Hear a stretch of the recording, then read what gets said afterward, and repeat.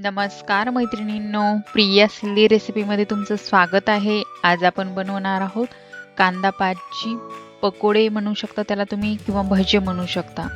ही एकदम नवीन रेसिपी आहे. तुम्ही अनेक प्रकारची भजी पकोडे खाल्ले असतील, पण अशी कांदा पातची पकोडे नसतील खाल्ले. तर ही रेसिपी नक्की ट्राय करून पहा. खूपच छान आहे, एकदम टेस्टी लागते, ऑइली पण होत नाही. बघा दिसायला किती सुंदर दिसतात, एकदम छान लगे, बघता क्षणी असं लगे खाण्याची इच्छा होती अशी. चला तर मग आपण साहित्य पाहूया. हे बघा, त्यासाठी मी अशी कवळी कवळी छान कांदा पात घेतलेली आहे. हे कांद्यासकटच घेतलेले आहे. तुम्हाला मी बघा कसं कट करते तुम्ही एकदा. हे बघा, आपल्याला हे छोटाले जे कांदे आहेत हे काढून घ्यायचे आहेत, आणि मागचे त्याचे देठ आणि बूट त्याचे दोन्ही पण काढून घ्यायचं आहे. आणि हे असं आपल्याला हे बघा असं कट करून घ्यायचं आहे. अशी आपल्याला कांदा पात लागणार आहे. मधला भाग लागणार आहे, समोरचं काढून घ्यायचं आणि पाठीमागचे पण कट करून घ्यायचं. हे बघा, अशा प्रकारे आपल्याला सर्व कांद्याचे एकदम कवळी पात घ्यायची, म्हणजे खायला पण टेस्टी लागते छान. हे बघा, आणि तळायला पण एकदम क्रिस्पी छान तळल्या जाते. थोडीशी जाडसर जर घेतली पात, निब्बर जर घेतली तर ती तळल्या जात नाही लवकर. त्यामुळं हे बघा छान लगेच सर्व पात मी अशी कट करून घेत आहे. बघा, आणि हे राहिलेले आपल्याला देठ जे राहिलेले आहेत, पात राहिलेले आहे, कांदे राहिलेले आहेत, हे आपल्याला काय टाकून द्यायचे नाही. हे आपल्याला पूर्ण यूज मध्ये येणार आहेत. हे बघा, असे लगे छान आपल्याला कट करून घ्यायचे आहेत ते कांदा पात.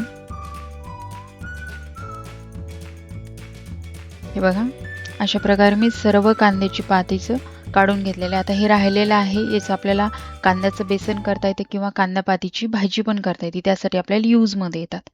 आणि हे असे आपल्याला तळण्यासाठी आपल्याला ही कांदा पातची मी देठ पूर्ण काढून घेतलेले आहेत. आता आपल्याला खलबत्त्यामध्ये थोडासा लसण टाकायचा आहे. त्यामध्ये थोडीशी मी धणे आणि लसण कुटून घेत आहे. तुमच्याकडे जर धना पावडर जर असेल तर धणे नाही कुटले खलबत्त्यामध्ये तरी पण चालतात.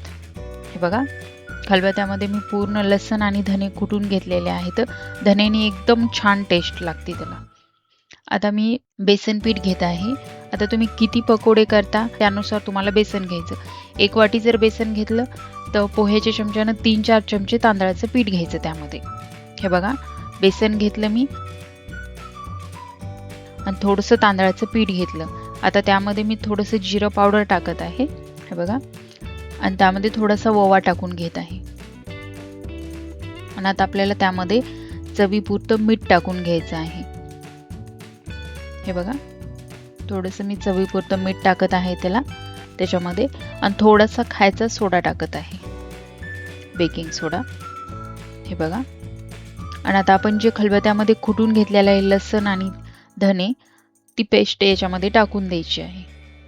हे बघा, लसण आणि धणे टाकल्याच्या नंतर याच्यामध्ये थोडासा मी चाट मसाला टाकत आहे. चाट मसाला टाकून पहा, एकदम छान टेस्ट येते त्याला. थोडीशी आपल्याला त्यामध्ये हळद टाकायची आहे. थोडंसं लाल तिखट टाकायचं आहे चवीपुरतं, किंवा तुम्ही खलबत्त्यामध्ये कुटून हिरवी मिरची पण टाकू शकता त्यामध्ये. आणि अगदी थोडंसं मी तेल टाकत आहे. आता हे पहिल्यांदा पाणी टाकून नाही मिक्स करायचं. पहिल्यांदा हे पूर्ण मिश्रण हाताने पूर्ण मिक्स करून घ्यायचं आहे. त्यानंतर याच्यामध्ये आपल्याला थोडं थोडं पाणी टाकून मिक्स करायचं आहे. एकदम पाणी टाकलं तर त्याच्या गुठळ्या होतात. त्यामुळं थोडं थोडं पाणी टाकून याला मिक्स करून घ्यायचं आहे, म्हणजे एकदम आपलं बॅटर हे पूर्ण सॉफ्ट झालं पाहिजे. हे बघा, थोडं थोडं पाणी टाकून हे मिश्रण मी पूर्ण मिक्स करून घेत आहे. थोडंसं ताट किंवा मग एखादा बाउल थोडंसं पसरटच घ्यायचं, म्हणजे कांदा पात थोडीशी लंबी राहती, आणि आपल्याला ते पूर्ण म्हणजे कांदा पातीला बेसन लावताना व्यवस्थित लावता आलं पाहिजे. त्यासाठी थोडंसं पसरट भांडं घ्यायचं आपल्याला बेसन मिक्स करण्यासाठी. हे बघा, थोडंसं घट्ट वाटलं त्यामुळे मी अगदी थोडंसं पाणी टाकलं, आणि असं आपल्याला हे बॅटर पूर्ण थोडंसं पतलं करून घ्यायचं आहे. आणि अशा आपल्याला कांदा पातीला हे बेसन असं लावून घ्यायचं आहे. हे बघा, जास्त जर घट्ट केलं बेसन पीठ तर एकदम छान प्लेन लागल्या जात नाही पातीला ते बेसन. त्यामुळे थोडंसं पतलंच करायचं. हे बघा, असं मी केलं तसं एकदम पतलं करायचं. आणि एकदाच ताटामध्ये ताट घेतल्यामुळे मोठं, त्याच्यामध्ये 5-6 कांदा पातीची ते बसतात. त्यामुळे मी एकदाच 5-6 याला लावून घेत आहे बेसन. मग ते आपल्याला तळून घ्यायचं आहे. छान लगे बेसन आपल्याला लावून घ्यायचं आहे. आता सर्व याला मी बेसन लावून घेतलेलं आहे आणि आता तेल गरम करायला ठेवलेलं आहे. आता आपल्याला ते गरम तेलामध्ये छान फ्राय करून घ्यायचं आहे. आता पहिल्यांदा थोडं बेसन टाकून बघितलं. असं जर झालं समजायचं की तेल आपलं गरम झालं नाही. एकदम कडक तेल होऊ द्यायचं आणि त्यानंतर त्याच्यामध्ये हे एक एक कांदापातीचे ते देठ सोडायचे आहेत. हे बघा, एकदम वरून नाही टाकायचं म्हणजे आपल्या हातावर तेल ते काही उडल. त्यामुळं एकदम खालून असं तेलामध्ये सोडायचे आहे त्याला, म्हणजे तेल आपल्या हातावर याच्यावर उडायला नाही पाहिजे. हे बघा, आणि असं झाऱ्याच्या साह्याने चमच्याच्या साह्याने त्याला थोडंसं त्याच्यावर तेल टाकायचा प्रयत्न करायचा. हे बघा, आणि मग ते खालीवरी करायचे जसे आपण भजे वडे करतो तसं सेम लगे, आणि छान लगे एकदम क्रिस्पी तळून घ्यायचे त्याला. बाकी आपण भजे पकोडे करतो त्याच्यापेक्षा हे एकदम छान होतात. हे बघा, छान आपल्याला ते तळून घ्यायचे आहेत. हे बघा, खालीवरी करून मस्त लगे एकदम क्रिस्पी होतात. आपण बाकीचे भजे पकोडे बनवतो त्याच्यापेक्षा एकदम छान लागतं हे. कांद्याची पात कोवळी कोवळी असल्यामुळे ती एकदम क्रिस्पी छान तळल्या जाते. हे बघा, आता असं मी झाऱ्यामध्ये पूर्ण ते काढून घेत आहे ताराच्या झाऱ्यामध्ये, म्हणजे तेल आपलं पूर्ण निचरलं जातं खाली.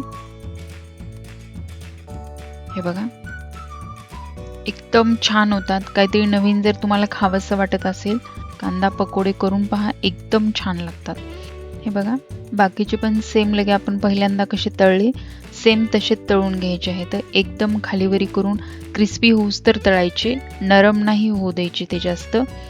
थोडेसे त्याला गोल्डन ब्राऊन कलर येऊस तर छान त्याला तळायचे आहेत. म्हणजे थोडे कमी जर तळले तर मधामध्ये जी पात राहते आपली ओली हिरवी, त्यामुळे ते थोडे क्रिस्पी लागत नाहीत. त्यामुळे त्याला छान तळून घ्यायचे आहेत. हे बघा, बाकीचे पण मी अशा प्रकारे सर्व तळून घेतलेले आहेत. हे बघा, तुम्हाला दाखवते किती छान होतात. एकदम मस्त होतात लगे. एकदम नवीन रेसिपी आहे, नक्की ट्राय करून पहा.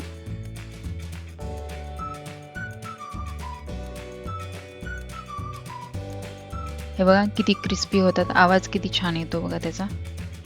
एकदम मस्त लगे तयार आहेत आपले कुरकुरीत कांदापात पकोडे. रेसिपी आवडली असेल तर, व्हिडिओ आवडला असेल तर लाईक करा, शेअर करा, आणि चॅनलवर नवीन असाल तर चॅनलला सबस्क्राईब करा. धन्यवाद. आणि कमेंट करून नक्की सांगा की कसे झाले म्हणून.